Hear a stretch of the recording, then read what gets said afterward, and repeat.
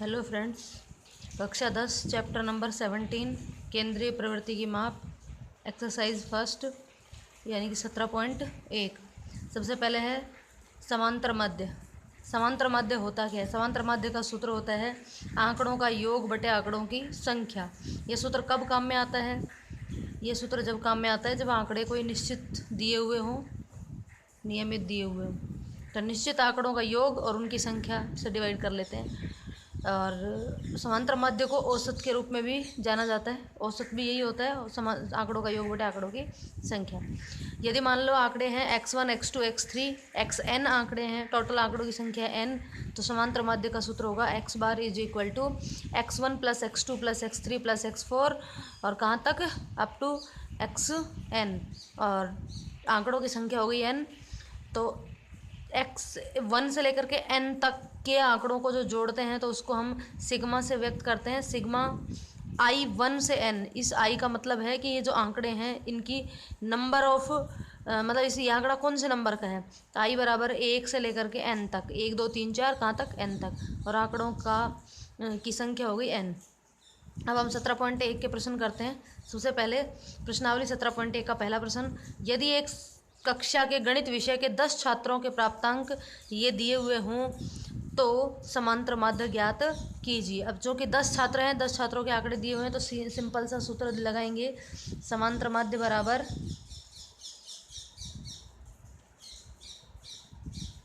आंकड़ों का योग। आंकड़े हैं हमारे 52 plus 75 plus 40 plus 70 plus 43 plus 40 plus 65 plus 35 plus 48 plus 52।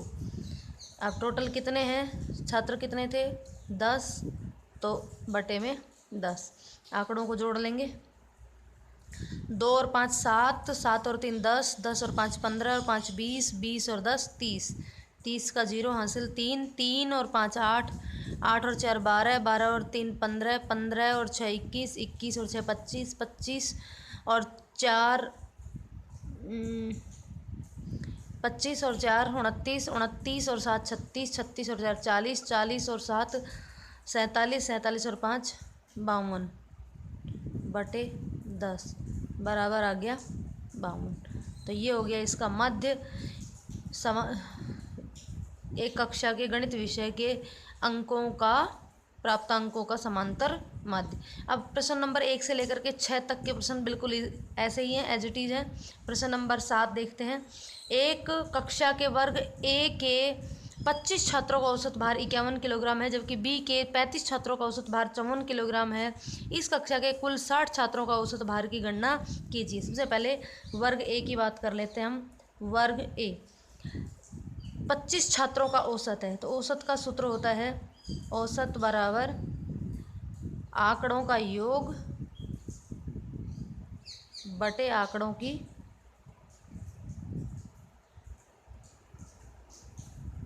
संख्या। देखिए औसत दिया हुआ है 51 बराबर आंकड़ों का योग दिया हुआ नहीं है, यानी कि आंकड़ों का योग से मतलब 25 छात्रों के भार का योग। तो यहाँ हम लिख देंगे 25 छात्रों के भार का योग बटे आंकड़ों की संख्या। छात्र कितने हैं? 25। तो यहाँ से हम 25 छात्रों के भार का योग निकाल सकते हैं वज्र गुणा करके।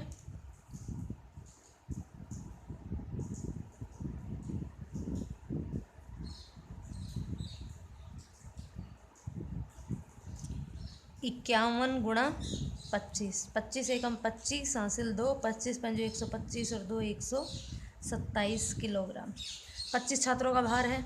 इसी तरीके से अब डायरेक्ट मैं लिखूँगी 35 छात्रों का, 35 छात्रों के भार का योग कैसे निकाला था? औसत गुणा आंकड़ों की संख्या, औसत गुणा आंकड़ों की संख्या।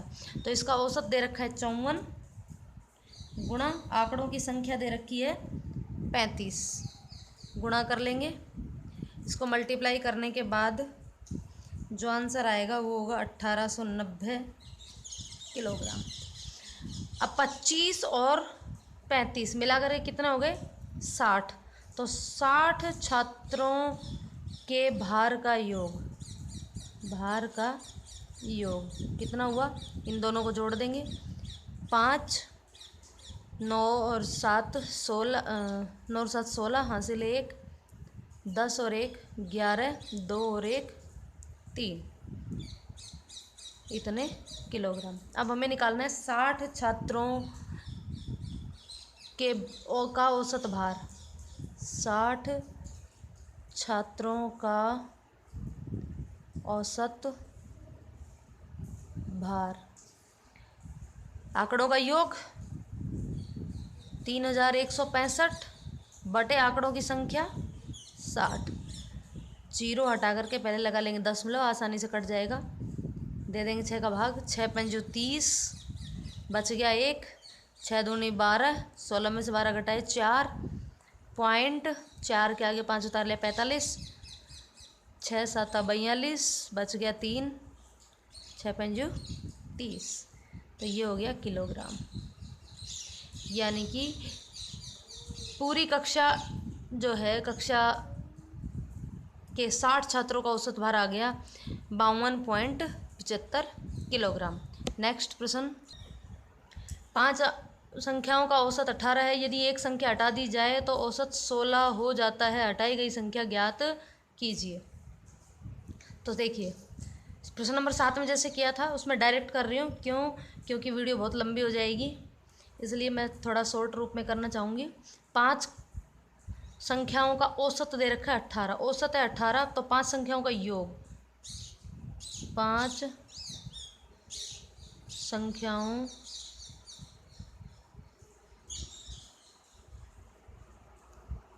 का योग कितना हो गया, औसत गुणा संख्या कितनी है 5, 18 पंजू 90।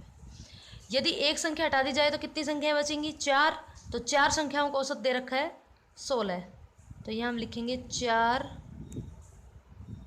संख्याओं का योग, औसत 16, संख्याएं हैं 4, 16 चौक 64। 5 संख्याओं को जोड़ा तो 90 था, 4 संख्याओं को तो जोड़ा तो कितना आ गया 65। यानी कि इस 4 में एक संख्या और जोड़ देते तो कितना आ जाता 90। यानी कि वो हटाई गई संख्या जो थी वो अगर इस 64 में जोड़ देते तो 90 आ जाते। यानी कि हटाई गई संख्या कितनी होगी, हटाई गई संख्या 90 माइनस 64। 10 में से 4 गए 6, यहाँ बच गए 8, 8 में से 6 गए 26। ये हो गया आंसर। नेक्स्ट क्वेश्चन नंबर 9, 13 संख्याओं का माध्य 24 है। यदि प्रत्येक संख्या में 3 जोड़ दिया जाए तो नए माध्य में क्या परिवर्तन होगा। 13 संख्याओं का योग निकाल लेते हैं पहले। 13 संख्याओं का योग, 13 संख्याओं का योग, औसत यानी कि माध्य गुणा संख्या कितनी है 13, 13 चौक 52, हासिल 5, 13 दूनी 26, 26 और 5 31। यदि प्रत्येक संख्या में 3 जोड़ दिया जाए, 13 संख्याएं हैं, हर संख्या में 3 जोड़ रहे हैं। पहली संख्या में 3 जोड़ा, दूसरी में, तीसरी में, चौथी में, पांचवी में, यानी कितनी तक जोड़ने 13 तक। तो 13 संख्याओं में 3, यदि प्रत्येक संख्या में 3 जोड़ने पर तो कितना एक्स्ट्रा हो जाएगा, प्रत्येक संख्या में 3 जोड़ने पर कुल वृद्धि कितनी होगी। 13 में 3 जो 13 मतलब 3 को 13 बार जोड़ना है। 13 गुणा 3 यानी कि 39, यानी कि 312 में कितना और जुड़ जाएगा। अब 13 संख्याओं का योग कितना होगा, संख्याओं का योग हो जाएगा 312 प्लस 39, 9 और 2 11, 4 और 1 5, 3 एकम 3 और 1 3 का 3। अब 13 संख्याओं का योग ये हो गया। तो अब औसत कितना होगा, अब औसत औसत होगा आंकड़ों का योग 351 बटे आंकड़ों की संख्या 13। 13 दूनी 26, 13 × 3 = 39, 13 दूनी 26, 26 9 बच गए 91, 13 × 7 = 91। पहले औसत था 24, अब औसत हो गया 27, यानी कितने वृद्धि हो गई 3 की, यानी कि नए औसत में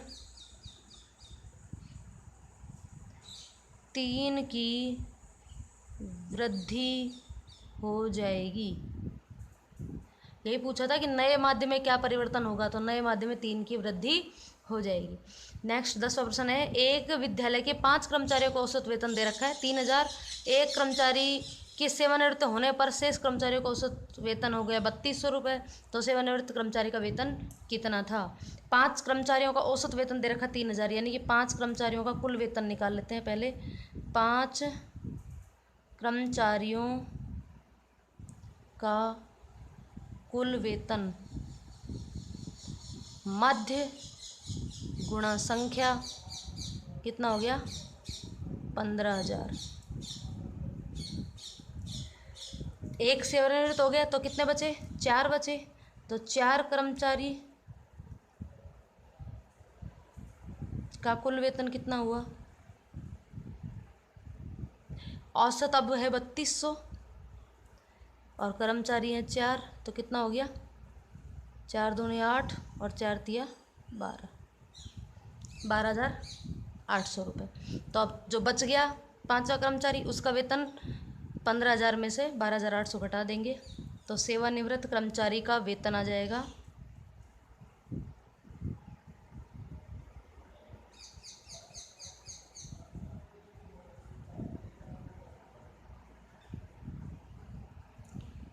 15000 माइनस 12800, 0 0 2 और 2, कितना हो गया कर्मचारी का वेतन 2200 रुपये। तो ये थे हमारी पहली प्रश्नावली 17.1। प्यारे बच्चों, यदि समझ में आया तो वीडियो को और ज़्यादा शेयर करें, लाइक करें, और यदि चैनल नहीं सब्सक्राइब नहीं किया है तो चैनल को सब्सक्राइब करें। अपने साथ के अन्य बच्चों को जोड़ें ताकि आपको गणित विषय का लाभ होता रहे। जब से पढ़ाई तब तक पढ़ाई सुचारू रूप से नहीं चले तब तक कम से कम आराम से थोड़ा बहुत जितना पढ़ा जा सके उतना पढ़ सको। धन्यवाद।